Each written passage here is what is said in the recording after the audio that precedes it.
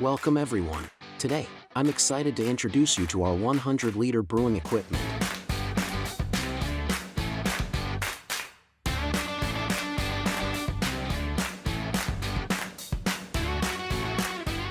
This is a 2-vessel brewhouse with a hot liquor tank, a mash lauter tun, and a kettle whirlpool tank. All controlled by a PID panel. Underneath the brewhouse, you can see the pipelines, valves, and a small heat exchanger. We are currently in the mashing phase.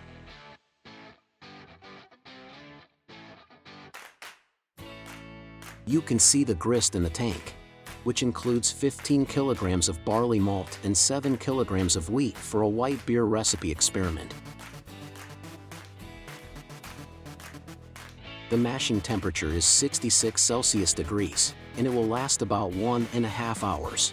Next is the wort filtration, which we call lauter. But before we transfer the wort into the kettle whirlpool tank, we need to recirculate it with a Vorlauf process. This process clarifies the wort, and we can observe it through the sight glass. Once the wort reaches the required clarity, it will be transferred to the kettle whirlpool tank and boiled.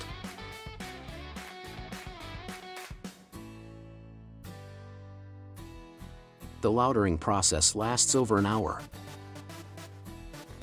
and we take the first wort sample for testing. We add hot sparge water on top of the grain bed to rinse any leftover sugar molecules and prevent air exposure.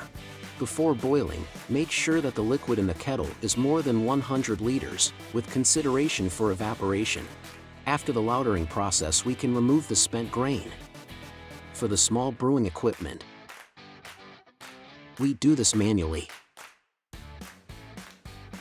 But the larger brewing systems are equipped with a raking device inside the lauter tun.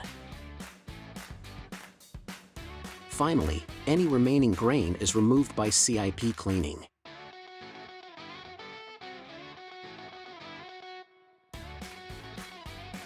We also add hops several times during the boiling process, usually in 3 separate additions. The first 2 are for bittering, while the final addition is for aroma.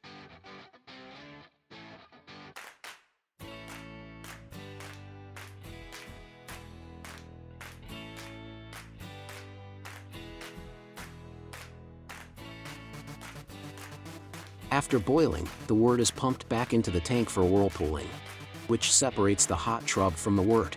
Note that the pump doesn't run the entire whirlpool process. Instead, we turn it on for 5 minutes and off, let the wort rest to heat a trub.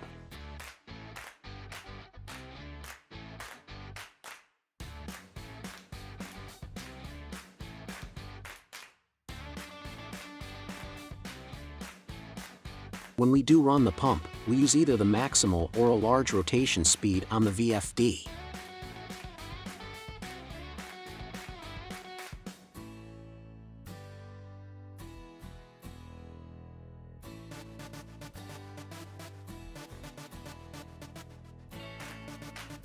Once the boiling process is complete,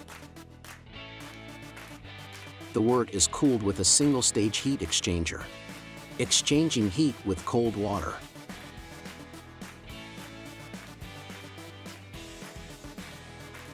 The wort will be cooled from 90 Celsius degree to 20 Celsius degree.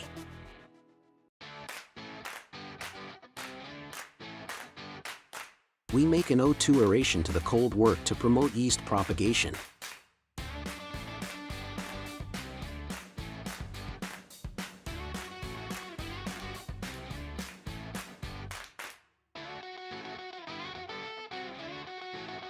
And observe the aeration process and the clarity of wort through the sight glass in the heat exchanger.